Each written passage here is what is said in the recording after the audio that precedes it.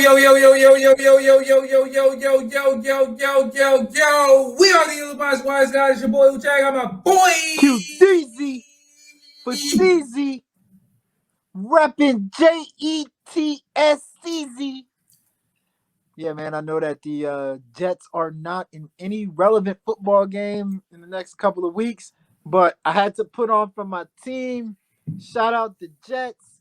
You know how we do. We'll be there next year, more than likely, or maybe. Yeah, I don't know where you will be, but you'll likely not be in the playoffs. I mean, they're used to that. The Jets are used to that, so it's all playoffs good. is subjective. That's your opinion. But who cares about the playoffs, brother? It's about the green, man. We all about that green. Well, you like money? I like money too. I just don't like the Jets. Hey, but it's cool though. On. I know you are not talking. You are a fan of Washington football team, a team that doesn't even got a name. You ragging over here on my Jets. Hey. What is that? What is a football team? Which one?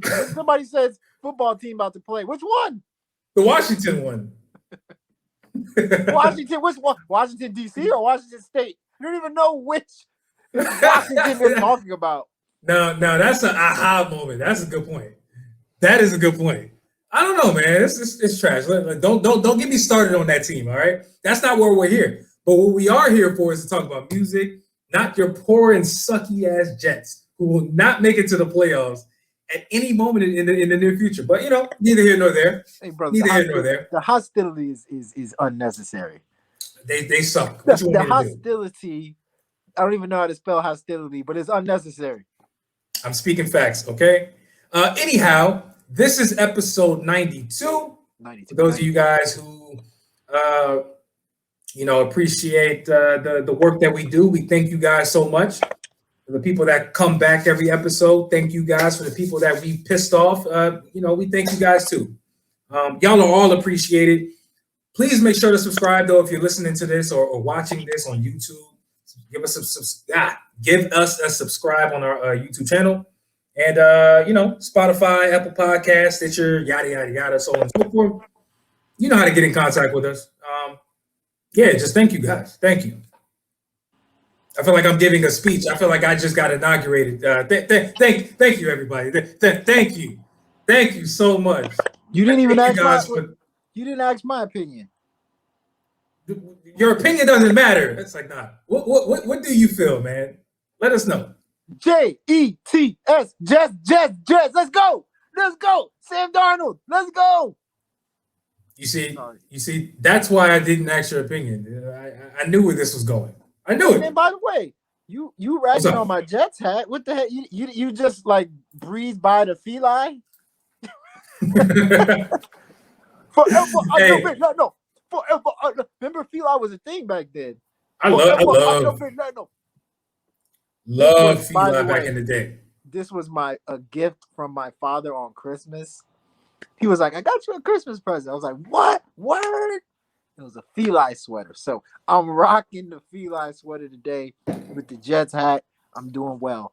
I may look like a 45-year-old, but it's all good. It's all good. Yeah, no doubt. And I was gonna say, your dad has good taste because I'm sure he's over 50. But please do not speed up the process and act like you're about to go mow somebody's lawn. Listen. It's too cold outside, bro. You look borderline homeless, but a cool homeless person, though. I'll give you that. Let's start the show though, man. Shall we? Is that cool with you? So. I think that's cool with you guys out there? It might be a good idea. I think so. Cool, man. All right, let's do that. But before we start the show, you guys see the banner down there. If you're listening to the show. If you want to advertise with us, definitely send us an email, illadvisedwiseguys@gmail.com, and we can work some things out. We're here to support the people. If you're a musician, you want us to play your music in between our episodes, hit us up. If you're a brand, you have a clothing brand, you have a business, you have whatever you want to, have, if you want to promote with us, hit the email. It's right there. Send us your ill-advised thoughts. Not thoughts. Thoughts. THOUGHTS, Good not point. Good point. THOTS. Good point, sir.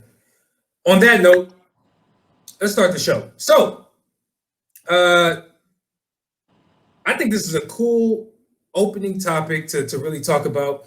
Danileigh, you guys may or may not even be familiar with the name. She is a R&B artist, Dominican R&B artist. I believe currently she's dating the baby. She recently came under fire. She dropped a snippet of a song that she may or may not put out called Yellow Bone, which stirred up a lot of conversation in the Black community. You know, is it right for people to be proud of who they are in terms of their color? And we'll get into a lot of the details of this conversation, but she came under fire. People were like, "Yo, she's a bad person," yada yada yada. So I want to talk about the colorism in hip hop overall, but we're using her as an example. So Q, what are your thoughts on that situation? Well, I saw it on the internet. I saw it on Twitter, Instagram. I was trying to figure out why Danileigh was trending. Twitter and Instagram is now my news source. And when I looked at it, I saw something about, I actually saw her defending herself was the first thing that I saw. And next thing you know it, I actually saw the comments that she made, that she was dropping a song called Yellow Bone. And I was a little confused. I was like, I don't think I've ever heard anybody use the term yellow bone before. I've heard red bone. I've heard dark bone. I heard big bone. I don't think I've ever heard yellow bone. Have you heard yellow bone before? Yeah, I've heard that before. I've heard red, yellow. Bone. I've heard busy bone. I've heard crazy bone, lazy I've definitely heard yellow bone before. It's usually synonymous with like red bone to me. That's the context I've heard it used in. Like basically light skinned women. So is yellow bone like Spanish women, Asian women, or is it like really light skinned women? I don't know. I really don't know. I legit don't know. But from what I've heard, the uproar was that, while she was slightly apologetic, at the same time, like she was kind of like trying to defend the fact that like she made this anthem called Yellow Bone. I think really the big deal is that, or really the uproar was about her tone deafness. In the Black community, colorism is a real thing where certain people feel like certain shades get more recognition, get more love than others, and certain people feel like this is unnecessary to divide Black people as a whole. And I think more than anything, this was a tone deaf thing to do, tone deaf thing to say, tone deaf song to make. And I look, I get it, I appreciate it, like the fact that she cares about what she made a song pertaining to what she thinks she looks like, and like people that look like her that can get hyped about it. But I just think that is just such a tone deaf thing to do in this day and age, especially considering like all the racism going on in the country, all the other stuff, all the other nonsense that's going on against minorities. So I thought it was really tone deaf, man. Yeah, I think it was tone deaf. I think but even a step further, to be honest with you, a part of me feels like the criticism that she's receiving is not just because she seemingly was bragging and just kind of like trying to prop up light-skinned women. I think the conversation is much deeper than that, honestly. Like, I feel like, I think historically, this is an issue that women in particular have highlighted, and it's the fact that light-skinned women have been getting more props and have been propped up more by Black people, by society standards in every way. You look at music videos, and you see the women that are being represented in music videos. You look at movies. You look at advertisements. You look at any aspect where Black women are usually being represented. It seems like light-skinned women have been getting more of a priority, and I think that's where this stems from. But even beyond that, when I dug a little bit deeper into this topic, there were a lot of rumblings that Danileigh was actually taking a shot at the baby's baby mom, who is dark-skinned and basically was bragging to the world, but more of it seemed to be a diss, basically saying he wants me because I'm light-skinned. Because if you heard the snippet, which by the way, that song was garbage. I don't want to hear nothing about that song being a jam, it's slapping. I don't want to hear nothing. I have nothing. I have nothing other to say about this song other than it being trash. Musically speaking, it was bad. So beyond that, though, it sounded like it was a shot at the baby mom, you know, and so I think that's the biggest conversation about this all is women like her, light-skinned women like her, saying your man wants me because I'm light-skinned, right? It seemed like that was the problem. Bragging, putting this stick out in front of the baby mom, saying, yo, I got him because I'm light-skinned. It's like, so you're bragging about that? I feel like that was the issue. So overall, like I said, hopefully this song does not come out. Not because of the controversy. I mean, the song was not good. That snippet, that 1 minute snippet I heard was not good. And I think that overall, I'm happy to see more representation of just Black women in general, of all shades, because, you know, having a song like Yellow Bone, it's kind of counterproductive in a way. And I do feel for light-skinned women a lot, because it's like, as society changes, you got songs like Brown Skin Girl, India Ari, all of these women, these brown-skinned women who historically have tried to uplift women who are not necessarily light-skinned, but they're more brown / darker skin, try to uplift them. There's a reason for that. Now, how does that make the light-skinned women feel? Do they now take a back seat? And is their skin does it not mean as much? Should they not have pride in what they look like? It's a little tough. It's a slippery slope. I think overall, we should all definitely empower our daughters and sisters and our family, our Black family members, to basically feel proud about whatever skin color they're in. That's at the end of the day how I feel. But does Danileigh basically rewind a lot of progress that is trying to be made in the Black community? 100%. Like, it's not helpful. It's not helpful to brag about your skin color. That's trash. If you're doing it in an uplifting way, that's different. But to brag and say, yo, I took your man because I'm light skinned, fam, get out of here. No, that's stupid.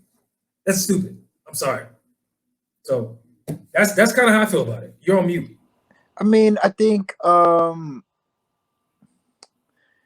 it was distasteful. You know, like Brown Skin Girl was done in a way that was like meant to uplift people. It was done in a way to make people remind themselves that they're beautiful. And I think maybe Danileigh was trying to make Yellow Bone to do the same thing for those who are whatever, Yellow Bones.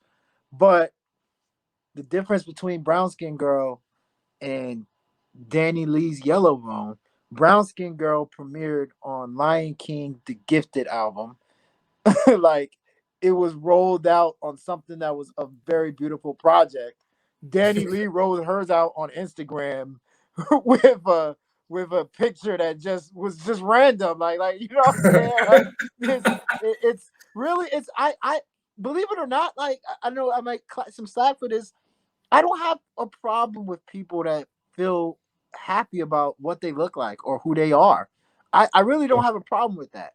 Or like, I don't have a problem with people like saying like, yo, I think I look better than you or whatever.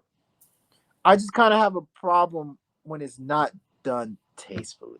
Because think about like comedians say all kinds of things. Comedians say, I've heard white comedians make Black jokes that, like, I'm like, yo, like, what the hell? Like, you really gonna go there?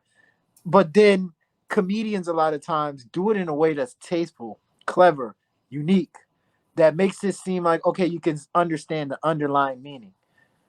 I felt like every underlying meaning between that Yellow Bone song was just something that trashes on other people, you know? So I don't think Danileigh's a bad person. I will say this: Danileigh, since she started dating the baby, she's been acting a little different. I ain't gonna lie.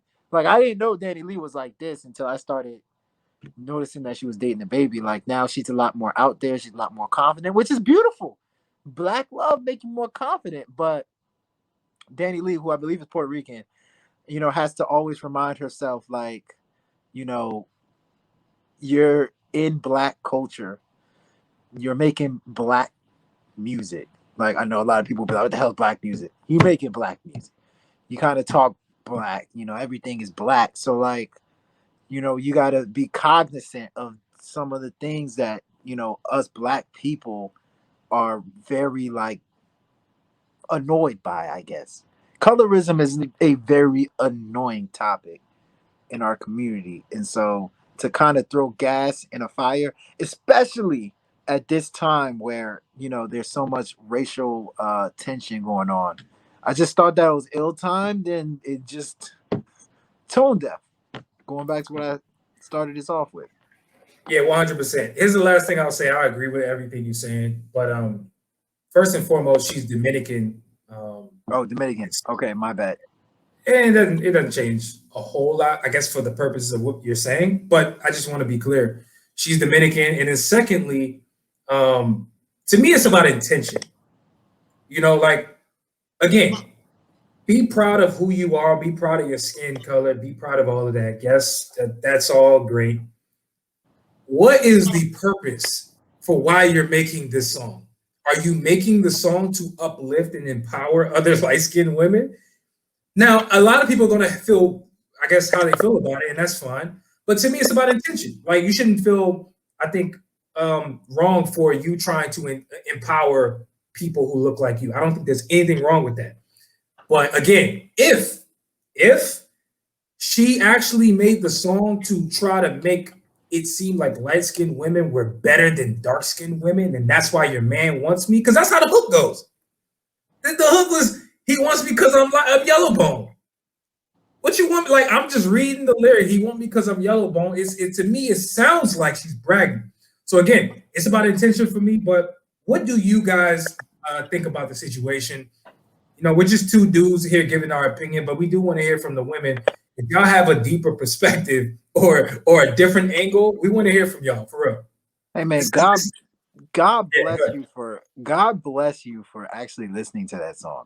If I feel like my computer would have caught a virus if I press click on that. Yellow Boat. I'm gonna click on a song called Right. Yellow Boat. Oh, God bless your soul. I mean, I want to say this.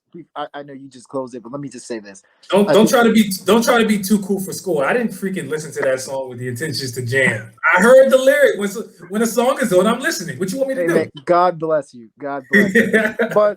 But I will say this. I think one thing that Danileigh and a lot of people can learn from. I don't think Danileigh's a bad person. People make mistakes, or even if it's not a mistake, people have ways they feel. Never feel bad about it. But I think it's when you do an apology, like, or when you double down on what you saying, like, that's gonna start to cause the uproar. Like, she doubled down on it, but then she had this somewhat apology, and I think that's where it was just like kind of nosediving for her after. Mhm. But I'm like, you know, initially, hey, talk your ish, but some people are not gonna like the ish that you talk. But Facts. next topic that we want to talk about is music becoming too explicit. So this was actually a topic that I created. And it's based off of a song called Throat Baby. Yes, the song is called Throat Baby by a dude named BRS Cash, that spells cash with a K. So I always heard this song Throat Baby. It's something that I've heard in clubs, but I really didn't know what the hell he was saying. I thought he was saying Go Baby, which by the way, the song's called Throat Baby, parentheses, Go Baby, close parentheses. I never knew what he was saying. I thought he was saying "Go baby," and I'm like, that is beautiful. That is nice. He's actually trying to hype his woman up. Then I found out the name of the song was "Throat Baby." Throat Baby. And I realized after listening to the lyrics, it is as vulgar as it gets. And the reason why the song has become even more relevant is because the Baby and City Girls hopped on a remix to it. And now it was trending on Twitter and Instagram, etc., etc. So, given everything that I said, given the fact that you listened to the song with me a couple hours ago, how do you feel about Throat Baby and just how vulgar hip hop music has become these last couple of years? I would say years. Huh. Well, thank you for setting the stage. That was a hell of an opening. I mean, to be quite honest with you, like we talked about, like you said before the show started, first and foremost, the song is extremely explicit. And I think that's where I want to start because ultimately, we are entering into a new, I think, era of music and just visuals in terms of music where they're telling a story, they're giving you their perspective in music where they're not even trying to sugarcoat, they're not even trying to hide or just to be delicate in how they're giving you certain messages in the music. Movies is another, but that's a different genre, so I won't touch on the movies too much. But music in general, you know, it's definitely become, I would say, more readily available and more explicit and potentially problematic from the sense of streaming is here, right? There's the playlist era. There are more opportunities for people to basically access music in general. So it could potentially be problematic from that standpoint, but I can't help but to bring up the WAP Cardi B song and Cardi B featuring Megan Thee Stallion song that they put out last year, 2020, where they were basically bragging about their vaginas and basically saying how wet it was and basically saying why, yo, this is why your man wants me and yada, yada, yada. And while there is a legitimate, I think, benefit for women and real movement that women are having to empower themselves, which I won't speak too much about because listen, to be quite frank, I'm not a woman and there might be some things that I'm missing and hey, that's fair. However, I think one thing is definitely a fact, and it's that music is becoming way too explicit. And I know what the freaking the conspiracy theorists / devil's advocate people in this conversation are gonna say. You know, Uncle Luke, the Miami era, they were way explicit. The Snoop Dogs and all of the women all the rappers back in the 90s, basically being so misogynistic in the music, saying, telling women to get on their knees. Akinelli, put it in your mouth. The list goes on. To be honest with you, what's the chick's name? Getting some head. Sorry, that's actually a Snoop Dogg. I'm sorry. Too Short, Shauna. Too Short, Shauna. That's the name. But who's the other chick? Who's the other chick who had that one song? Kia. Neck and Kia. Back. There you go. Boom. The explicit version of these songs is, I mean, come on. It would fit right in with today's music, if we're being real. So I do believe there's a track record of music being explicit, but to me, I think where we go a little bit left field with this song, you're talking about the BRS Cash with a K dude, is just the way it's just being thrown in your face. Like they're not even trying to hide the explicitness no more. They're not trying to. It's like it seems like that's actually what they're going for. So the more explicit your song is, the more explicit your visuals are, it's being rewarded. It's being rewarded. I don't know how I feel, man, because in one respect, I like it when the visuals are raw. I like it when the songs are raw. It really gives a certain type of feel and I think essence to the music. But I do believe it's kind of going a little bit too far. I do believe that. So what do you think, man? Do you think it's going too far, or do you feel like it's always been where it's at and there's no issue? Jesus, this is the first time I wish you didn't use the word raw.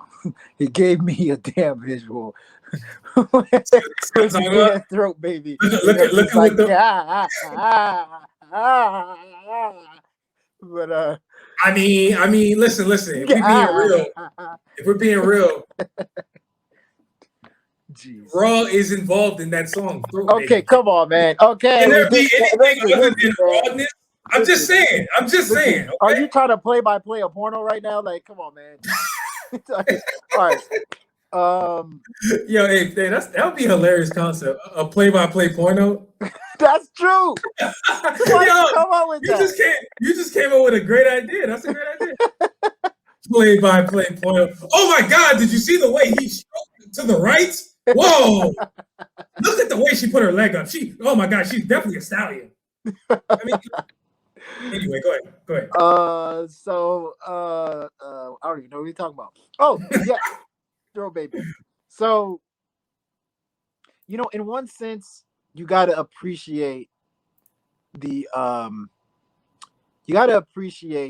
vulnerability that an artist is able to show in their music, and like to be able to, talk about things that are otherwise uncomfortable to talk about in public.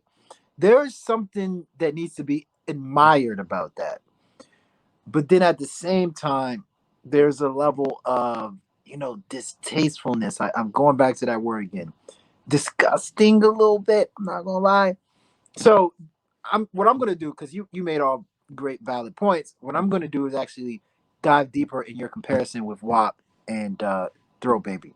So WAP, I think, has a purpose of uplifting women, making sure that their bodies are temples, like letting them know that.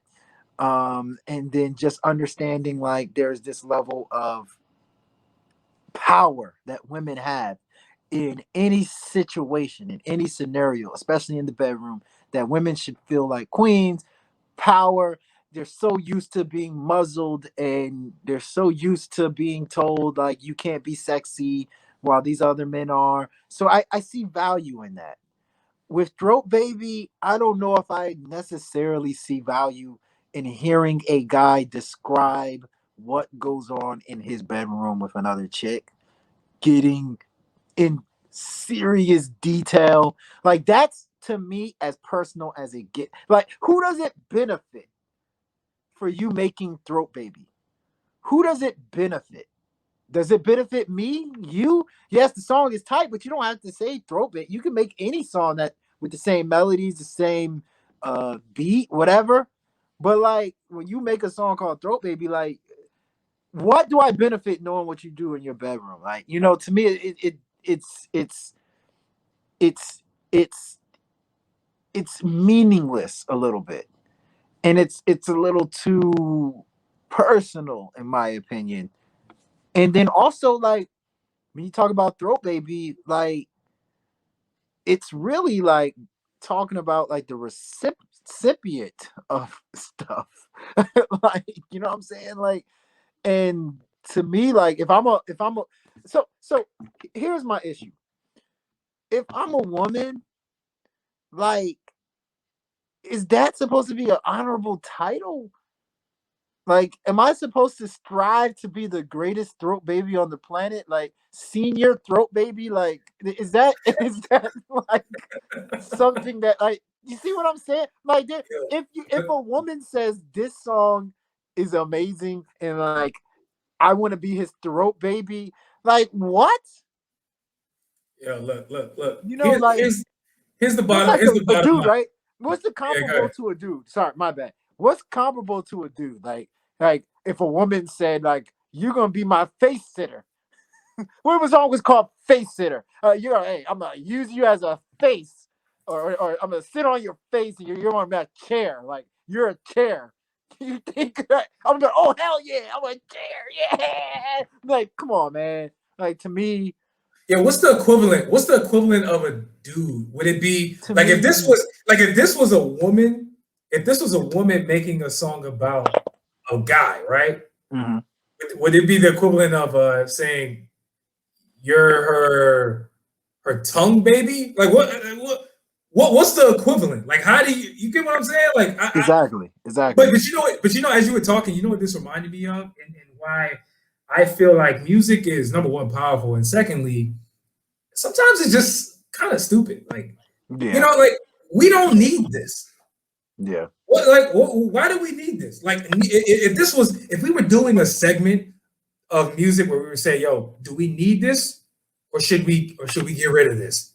That should be maybe a new segment. We'll come up with a cool name. But do we need this, or should we release this?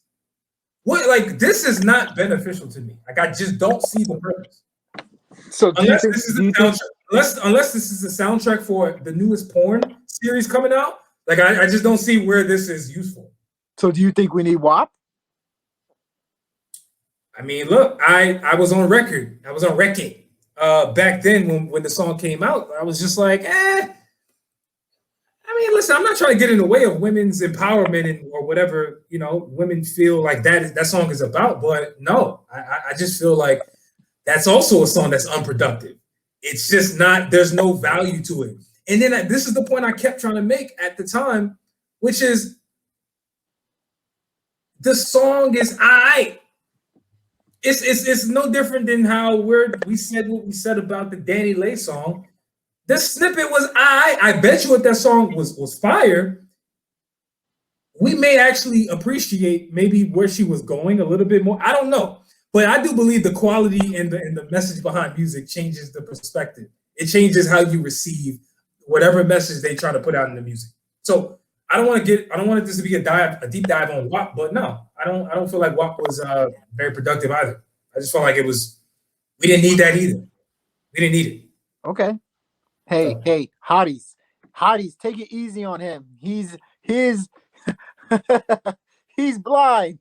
Take it easy on him, bodies and Moddies and whatever all them people that follow. Hey, make sure you at me and you at him too, because I think it's important. I ain't got nothing to do with this. I just say I like WAP. I think WAP.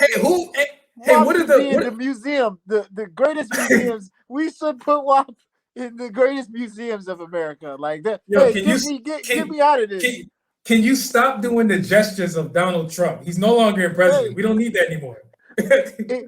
WAP is the greatest song that I've ever heard. Probably. All right. Hey, so is Throat Baby. Hey, okay, now you just being disrespectful. Throat Baby deserves to be in a museum somewhere. I don't know what type of museum, but hey, don't they have porn museums at some point?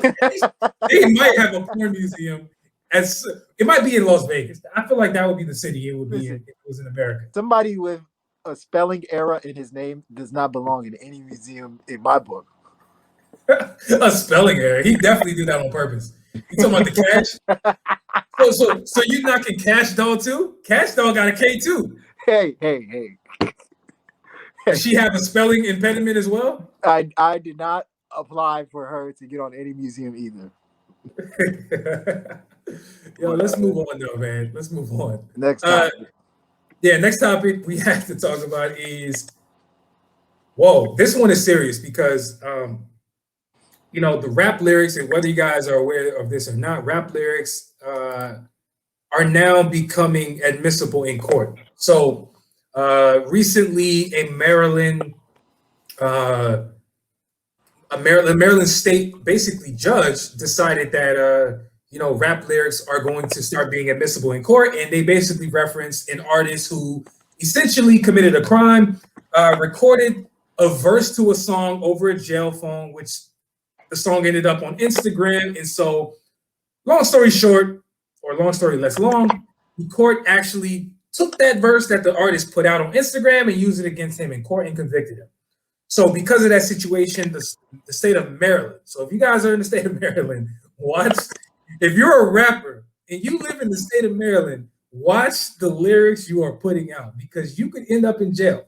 And I think the biggest conversation about this all is whether or not that ruling is racist or not, and why those same laws do not apply to other genres of music.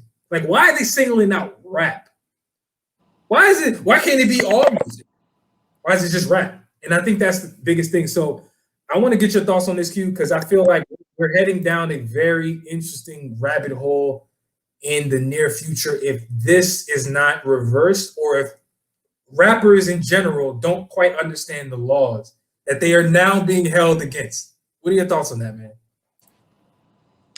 So first and foremost, I want to say something. There's about 3 or 4 songs that I refuse to download in my lifetime. Like, absolutely refuse. I thought the songs were pretty good, but I was just like, it's just too much for me. I don't want to put this in my library. I feel devilish putting it on there. One of them is it's actually a whole album. I decided not to download Yeezus just because I was like, as the semi-Christian that I am, I just feel like that's counterproductive to my beliefs, especially at the time. Throat Baby. And then the third one is actually YNW Melly's Murder on My Mind. And the third one, Murder on My Mind, is an unbelievable song. Like, it's the melodies are great. I love the beat, love the rapping that he does. But like, if you listen to the lyrics on the song, he's essentially saying like, I had to murder my friends. And like, he's essentially pretty much talking about how, like, you know, he had to get over it, but then at the same time, it was just so real and so similar to the situation that he's going through in real life right now. And I'm like, you know, personally, I already told you how I feel about the First Amendment. I think the First Amendment is nonsense. I think for various reasons, but I just feel like there should personally be some type of not quite punishment, but like, it's your words. It's your words. It's your words that you said. Like, you said you did such and such. It's your words. Is it not your words? You know, so like, if somebody is trying to figure something out about you, they just using your own words on you. Now, do I think in the justice system? I don't think the justice system should be listening to lyrics personally. But at the end of the day, it's their words. But then at the same time, Ooch, I'm going to have to expose both me and you. And I want to see your face when I expose both me and you. Remember when we were 16, 17 years old and we made a song called Making Money? I actually just listened to that song yesterday. Remember that song? We were aspiring rappers. We were aspiring rappers, everyone. And like, we had so much gun talk on that song. It was so, oh my God. One of the lines I used was bullets breeze by you. Not bullets breeze by you, but I said bullets going flying past you like Tom Brady. And I was like, I got 9mm. And you were talking about you're going to put a shell in somebody. It's shell in somebody's spleen or something like that. We was talking that talk back then. So it's like, you know, is it going to be used against me like if a traffic ticket? Like, you know, I don't know. It's, to me, it's just not clear. Maybe if I read exactly how they're going to use the lyrics, I can tell you if I'm fine with it. But I do think it's a slippery slope, man. In all seriousness, I think it's a slippery slope. I don't think that it's fair to judge something somebody said in music, because it's universally known that music is just their form of art. Nobody took, okay, like Tom Cruise done killed 19 million people on Mission Impossible.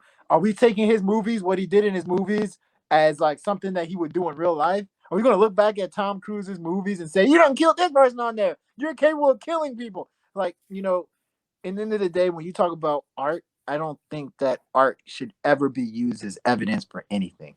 So I am flip-flopping right now, and I'm trying to figure out how I You feel. are.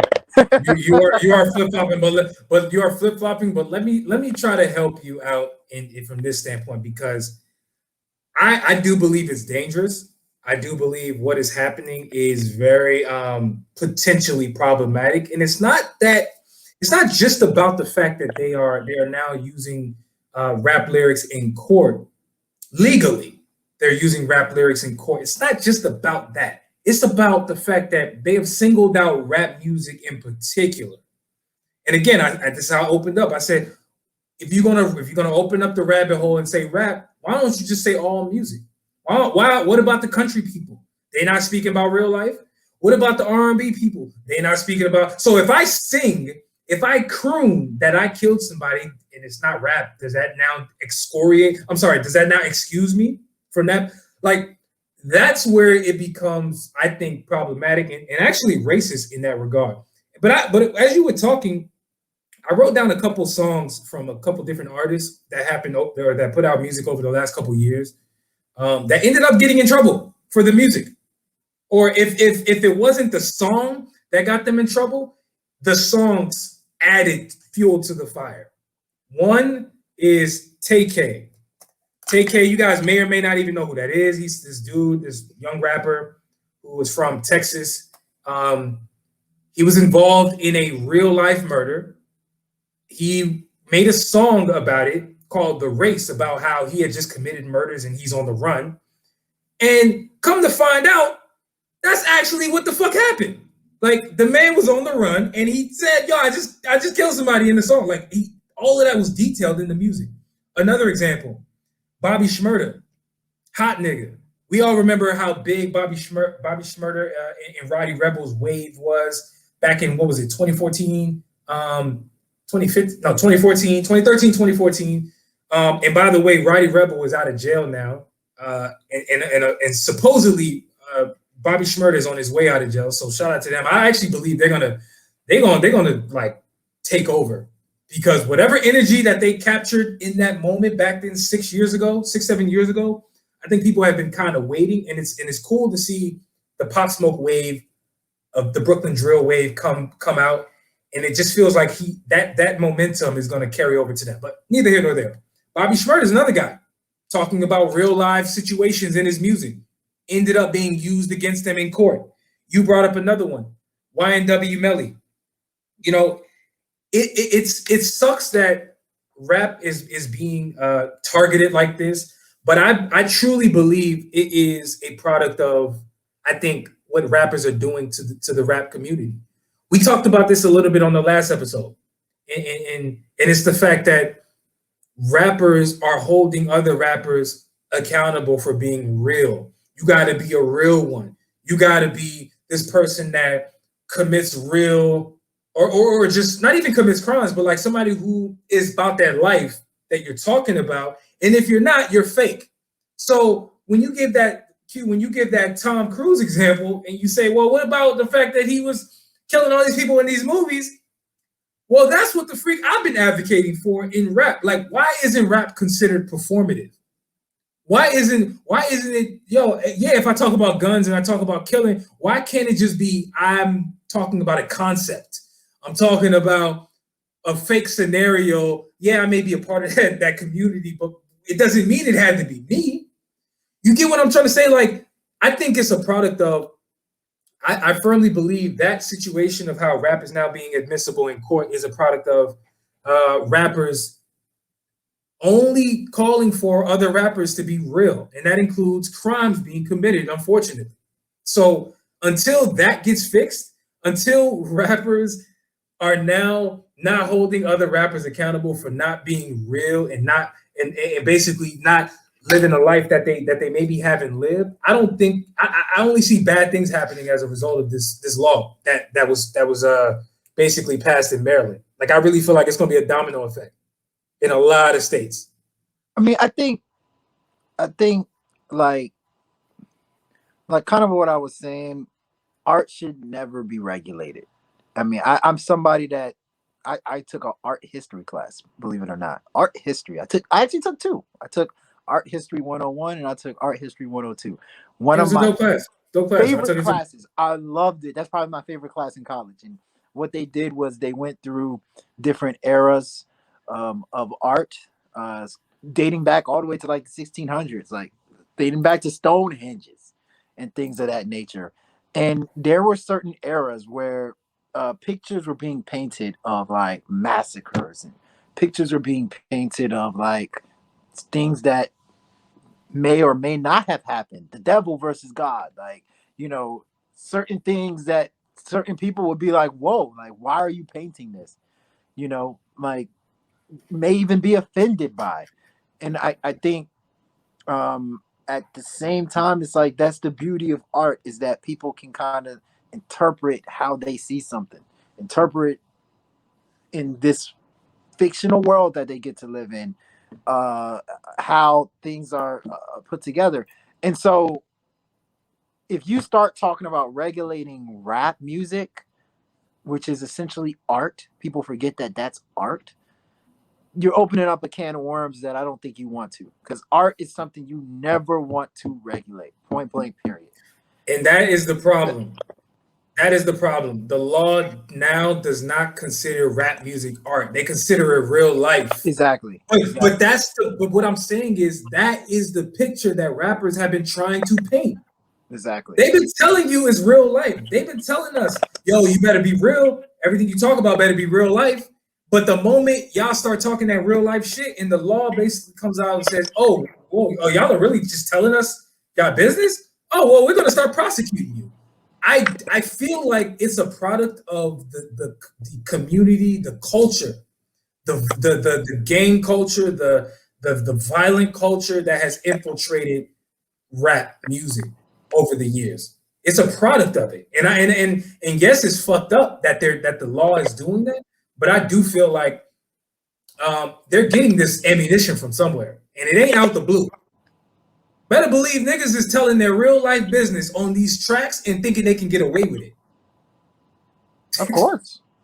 They're telling their real life tracks. Unfortunately, they're telling their truths. And it's just a matter of, like, should it be used in court? I mean, but they're just telling the truth, right? Just like anybody else, like in any other industry, tell their truths in unique ways. Like, I think one of the sickest laws I've ever heard is after you have been convicted of a crime, you cannot be convicted of that. You're done. There's no. I think it's called double jeopardy. We used to always talk about this in college, right? Double jeopardy. Correct. Where you can't be convicted twice. So, like, for instance, OJ right now, right? OJ can come out with a book saying, I killed such and such. Which he did. Which he did. So if I did it. And you can't do anything about it because he's already been tried not guilty. And it's like, the reason I bring that up is because Emmett Till, that's what happened to Emmett Till. Emmett Till was killed by these crazy white people. And those crazy white people went to court and they were found not guilty. A couple years later, they came out with a book talking about how they killed him. They got vivid, they got descriptive, and nothing happened. So it's, when you're talking about law and when you're talking about these issues in terms of using real life content and things like this, to me it's a slippery slope, and these are laws that just, in my opinion, is just a dumpster fire and need to be refigured out. Personally, I agree, and that's a good stopping point. For y'all out there that know what's going on, let us know your thoughts. Do you think it's racist? Do you think that it's fair game? Do you think rappers are doing it to themselves? What are your thoughts? We want to know what you guys think on social media and in general. Get in touch with us. On that note, we are going to come back. A question, by the way. Bro, how you gonna interrupt my spiel? But go ahead. I do got a question. So if a rapper says, I didn't do it, do they take that into consideration? If a rapper said, oh, I did so much community service, and he puts it on a rap record, do they going to take that into consideration? Could you by any chance be talking about Tory Lanez? No, actually, that's a good point. I wasn't, but hey. What if Tory Lanez actually tells you what happened on the record? Like, or Megan Thee Stallion, which Megan Thee Stallion is talking, right? She's talking on records. It's a good point. Is it real? Do we not listen to it? Look, man, You see the hypocrisy and just the they don't want to hear that though. They don't want to hear that. They don't. They only care when you're guilty. They don't care when you're not guilty. Just just advice for all these other artists who go on platforms like Vlad and essentially tell their own business. I think that's the biggest thing. If you are somebody who commits crimes, do not put it on record of any format, whether it's a song, whether it's a movie, whether it's an interview, whether it's a podcast. I don't care what it is because you are being watched. Even learn from your boy Joe Exotic. Joe Exotic over here making music videos, shooting Carol Baskins. They got his ass. They got his ass. See? Be smart, guys. Anyway, let's take a break and we'll be right back with some indie music reviews. How about that? True. They got Joe Exotic, man. Man, free my jigger, Joe Exotic. So we are back. Here to kick off some indie reviews for you guys. Pleasure. We appreciate all you guys for submitting your new music. Trust me, we got your email if you got to us. We're just prioritizing all of them because there's a lot of submissions. So on this episode, we have 5 songs to talk about. And without wasting any time, I just want us to get right to it. The first song that we're going to talk about is from a brother named Alan Ward. And this song called Let Me See. Q, what did you think about the song? I mean, I thought the song was extra dope, actually.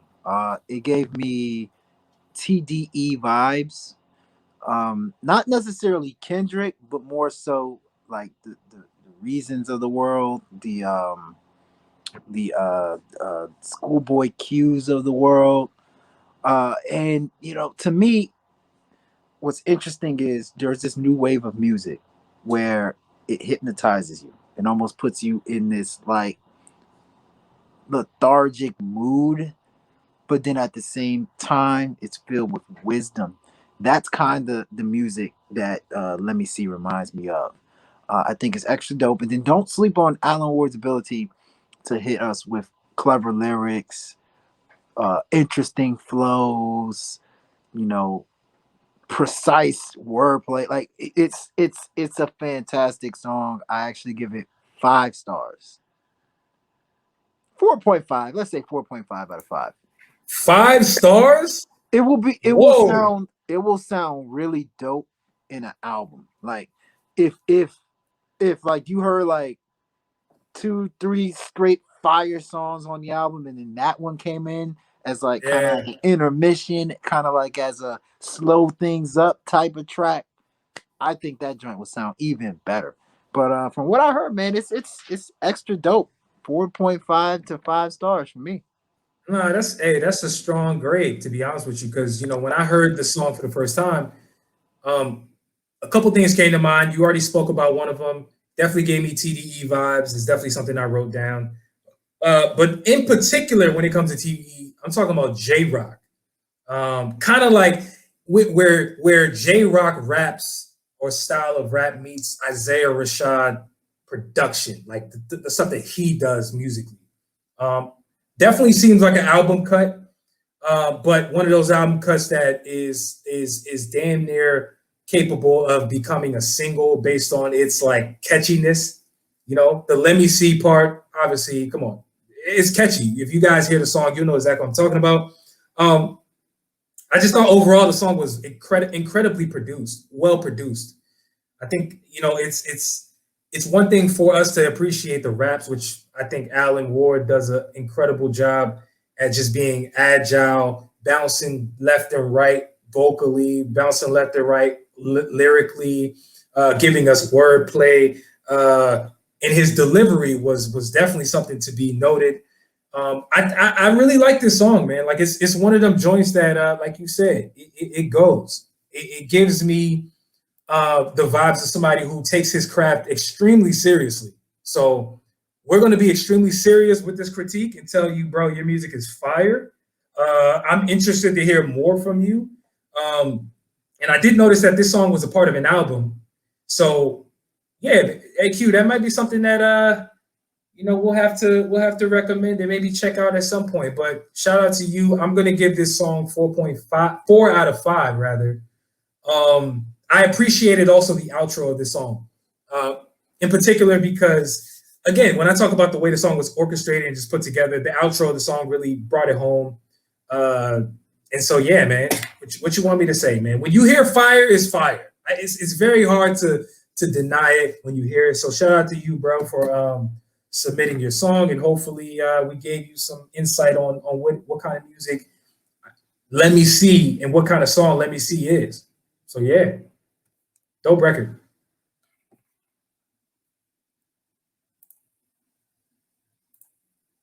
You're on mute, bro. What are you doing?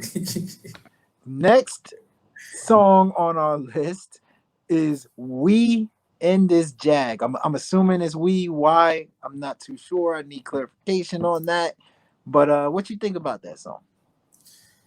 Yeah, I think if I got a sneaky suspicion it's pronounced way, because her social media handle is 3-way. So it kind of gives that 3. She has like a 3 in front of the way. So anyway, oh shit, pun intended, way. Anyway, I think this song is cool. I really think it's cool. Here's some of the things I wrote down. First and foremost, Q, I've talked about this a lot on the show, but I will continue to nail this point and mail it home and tell you guys that anytime the beat has a guitar on it, I'm rolling. I'm just letting you know straight up. If you have a guitar-centric, guitar-heavy sound in your production, meets 808s, meets trap vibe, your song is automatically going to be good. Now, to me, it doesn't just stop there, because you also have to perform on the actual song. And I think that Wade does a really good job, to me, at really making this song come to life. The first verse I thought was a little bit better than the second verse, because I feel like she provided the right level of like animation. Her vocals are very like kind of all over the place. I think the beat kind of called for it.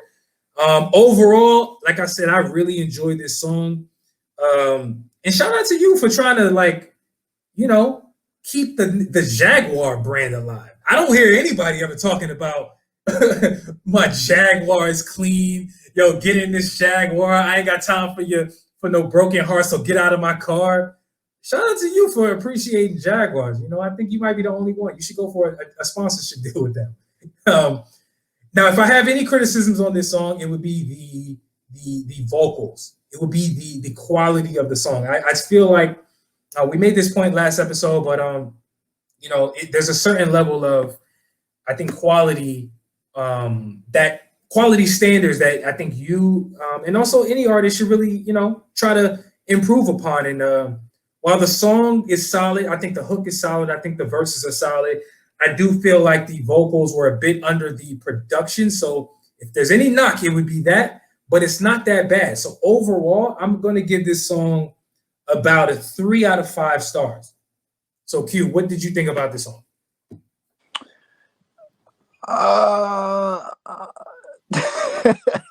So, okay, let's say the good. I think the good thing about the song is I like the song's purpose. I like the song's potential. It sounds like it's supposed to be a good song. Like it legitimately sounds like something that was made with the intentions to be a hit. But however, my issues with the song you kind of highlighted. I think you were pretty nice about the vocal performance, how you described it. I would say the vocal performance is actually atrocious. I think it's really bad, actually, to be real with you. But I mean, I understand that, perhaps it was one of those things where you were trying to highlight that, like, I'm not really a singer. I'm just going to sing for you. I get it. But I think it's actually like really bad.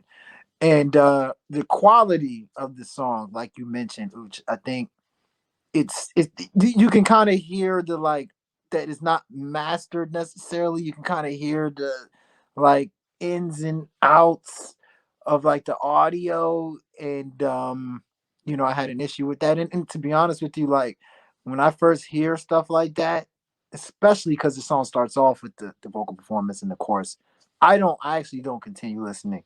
But I understand that, like I said, the song's purpose is great. And I think that it has potential. Maybe if you can get those vocals elevated and like the quality of the song elevated, I think it can have some serious potential. But in terms of a grade, I'll probably give it two out of five, maybe 1.5, 2 out of 5. Yeah, that's fair.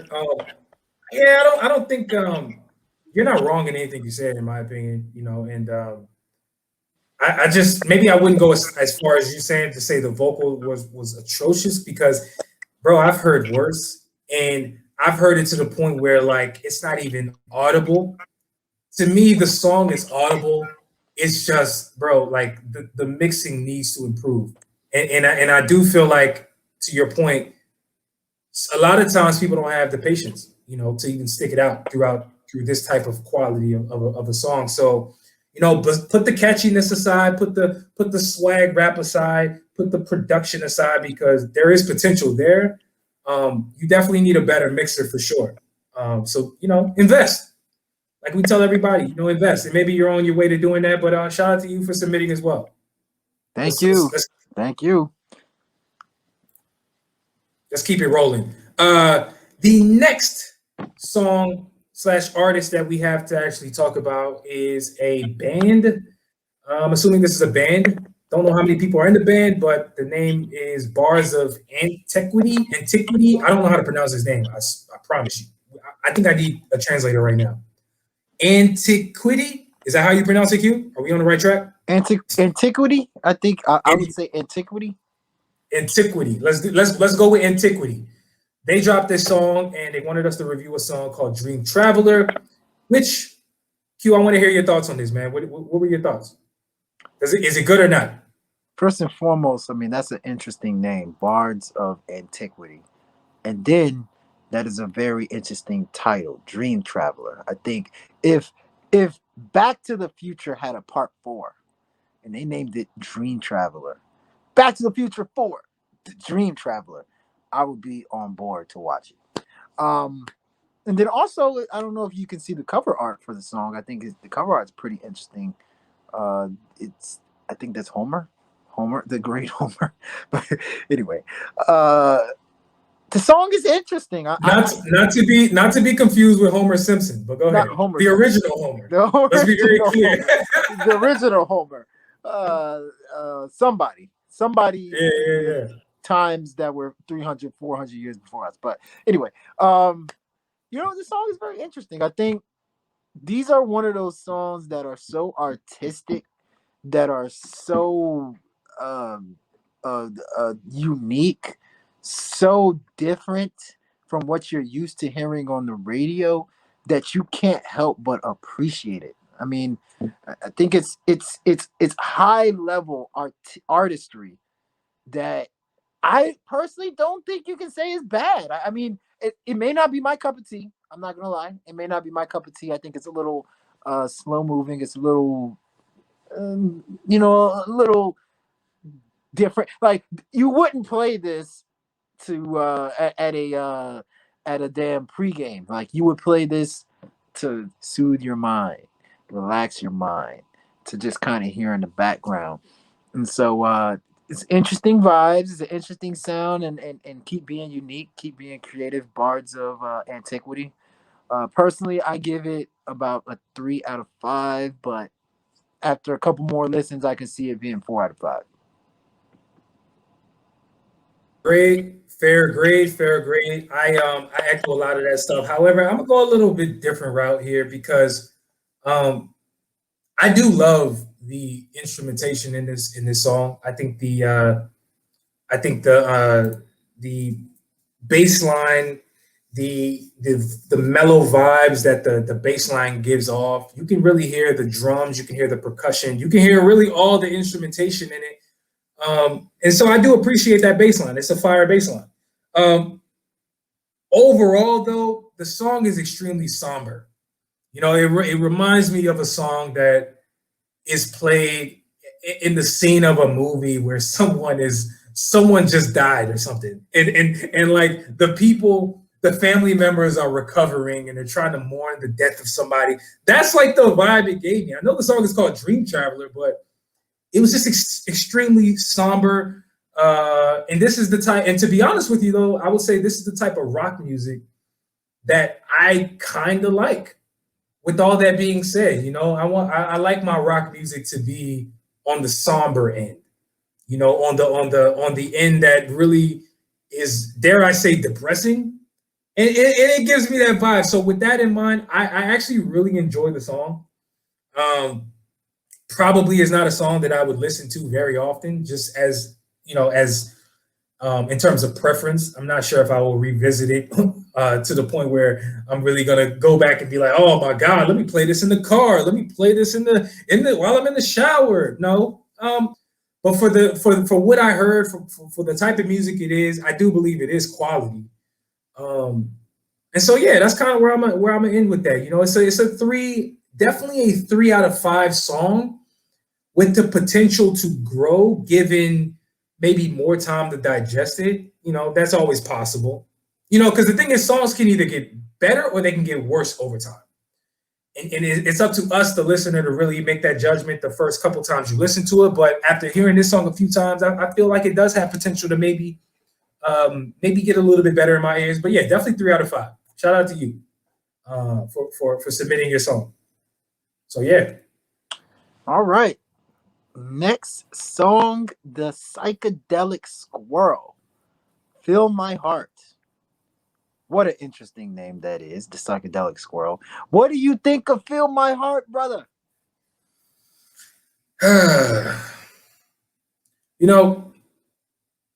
This was an interesting round of submissions that we got. we got rap music. We got hype rap, we got mellow rap music, we got hype rap music, we got some rock music, and now we're on a song that is mainly electronic dance music. I'll call it EDM, and that's usually not my cup of tea of music, so maybe I'm misclassifying the genre a bit. But what I will say is the song was extremely hypnotizing. The song was extremely energizing and extremely energetic. I got a lot of energy from this song, and I think that's the whole point. One of the major points of EDM music. And just for you, the Psychedelic Squirrel. This is a very weird name. If you didn't already notice that, different is not always bad. I'll say that, but in this case, confusing is what I'll call this. My favorite part of the song was the hook. The part where the title of the song comes into play, the Fill My Heart. I like the way the beat, I like the way it built. I like the way it built up after the Fill My Heart, as deep as it gets. Definitely a cool song from that standpoint, where the beat, it builds you up just to drop. That's, to me, is one of the best parts of EDM music. So from that standpoint, definitely not the best EDM song I've ever heard. Definitely not the best EDM song I've ever heard mixed, but I thought it was pretty decent. I'm gonna give this song about a 3.5, 3.5 out of 5. So yeah, what'd you think, you? You are really nice today. You are very, very nice today. Hey, my taste is eclectic. What do you want me to say? So is my taste. Okay, so let's call this a beautiful dumpster fire. How can a dumpster fire be beautiful, QD? Sometimes, it's something to watch, right? When there's nothing on TV, maybe you want to watch a beautiful dumpster fire. It could be really nice. That's what I think this is. It's a hodgepodge of sounds together, hodgepodge of vibes together, hodgepodge of just weird effects and different types of melodies all together, and not together neatly, like just thrown together like that, and probably mixed, like picked up in a bowl and just mixed around and then served to you in a 3-minute song. You know what? It actually reminds me of the musical version of a Forever 21. I don't know if you've ever been to Forever 21 before, Ooch. I know you like to go to expensive places like Bloomingdale's and what's the other place that you see in place of Macy's sometimes. But anyway, this kind of reminds me of Forever 21, where you know how Forever 21 has a lot of nice clothes, but then it's rarely organized. It's always just kind of thrown together, and they just say, "Hey, pick whatever clothes you want. Just pick from this beautiful mess that we have." That's what this is. It's a beautiful mess. If you're a music fan, you can appreciate it. Um, but if you're somebody who just wants to listen to music to get you hyped or whatever, you may not appreciate the artistry as much, but you will at least appreciate the energy. So, I probably would give it.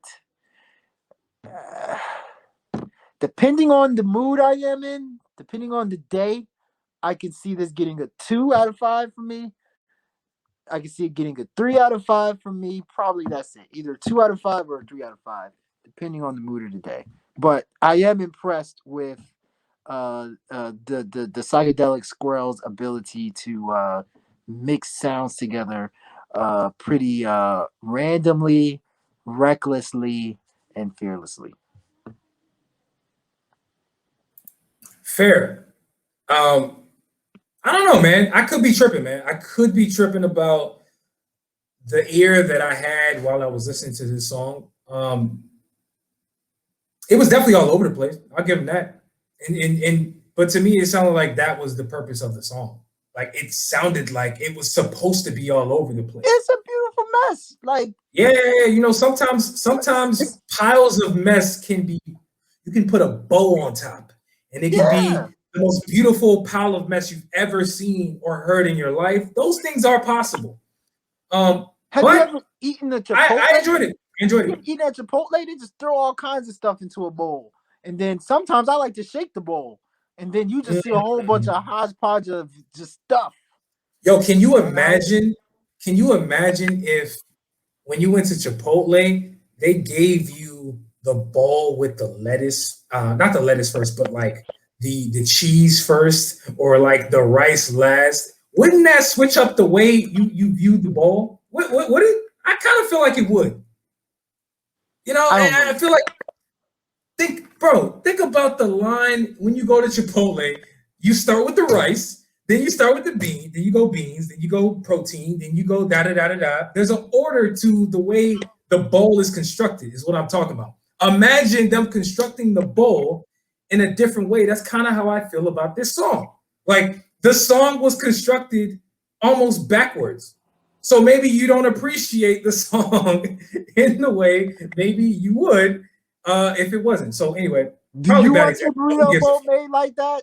Do I think, you? yo, bro, No. I think I'm just hungry. I'm a Maybe, cheesetarian. maybe I'm gonna get some Chipotle after this show. You know, That's a I good think that's idea. why I just gave that example. That's a good idea. That's a good idea. Let's move on though.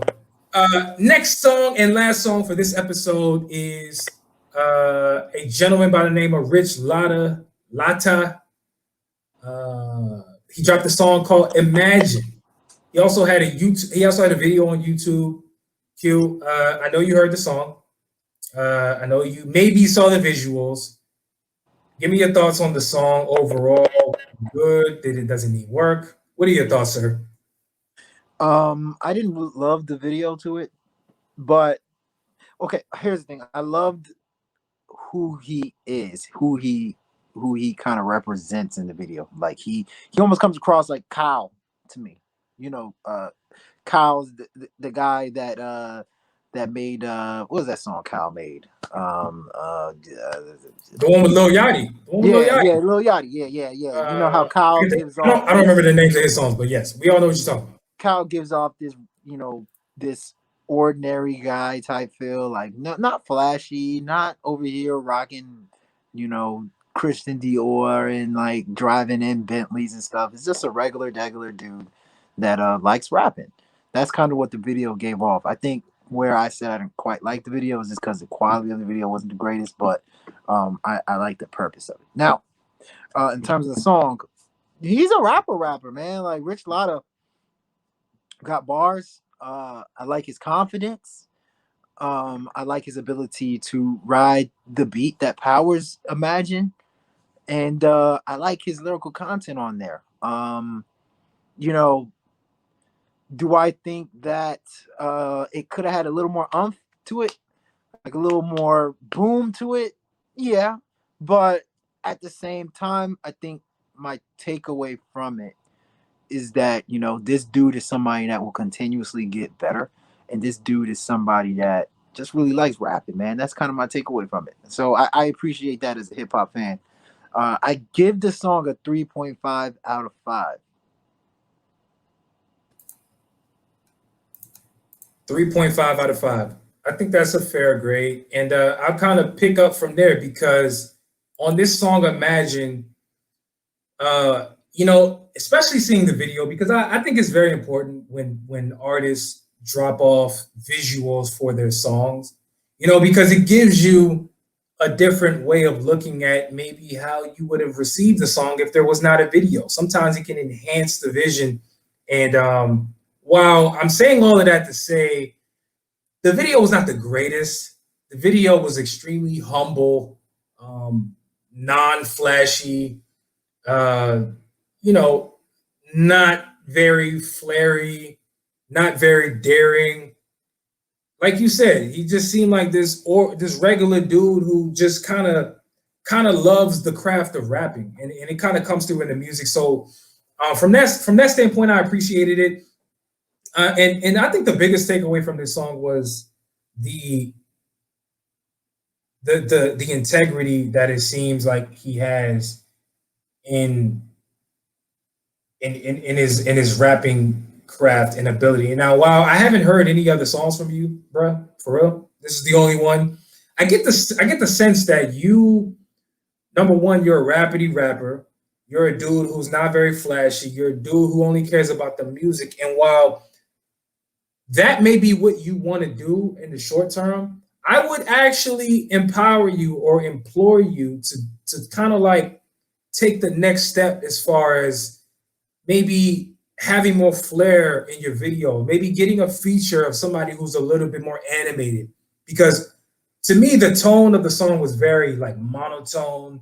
There wasn't very much like straying away from just close your eyes and imagine, basically the hook. You know what I'm saying? It's very hard to distinguish the hook from the verses in a way. And so a part of me says that's consistent, but I think we, as a listener, I would love to be able to easily distinguish a verse from the hook. Um, Overall, I'm gonna give this song 3 out of 5. I feel like, you know, Rich Latta definitely has some probably more growth to do as an artist, which I think, you know, is a good thing. But yeah, man, He has potential. He definitely has yeah, potential. he got some potential. Like, I really like his delivery. That's probably the biggest thing. Like, Mhm. the tone in his voice is very strong. It's confident. There you go. The confidence is there. So with that in mind, I think that's it, man. We both gave our grades. We appreciate everybody for submitting their music. Thank We're gonna you. wrap up the show. Thank you guys for joining the Ill-Advised Wise Guys podcast, where we get into music reviews and we talk about some of the topics that maybe you guys would want to hear. Follow us, follow the gang, follow us on Instagram, Facebook. You see it on the screen, illadvisedwiseguys. Well, not .com. Follow us on Twitter. You know what it is. Follow me, UCHAYVA on Twitter, and follow my guy QDZ4Sheezy. The hood is too easy, and if you don't believe me, see me. Follow that guy. With that note, I think it's time to end the show. Any last thoughts, Q? JETS, Jets. Let's 2022 champions. Let's go. Yo, on that note, this might be the last time you see Q on our show, man. He keeps repping the Jets so hard. This is embarrassing, bro. We're winners around here. We're not losers. You need to knock it off. As always, if you are giving advice, make sure it is ill. Look, it was like a 1997 music video.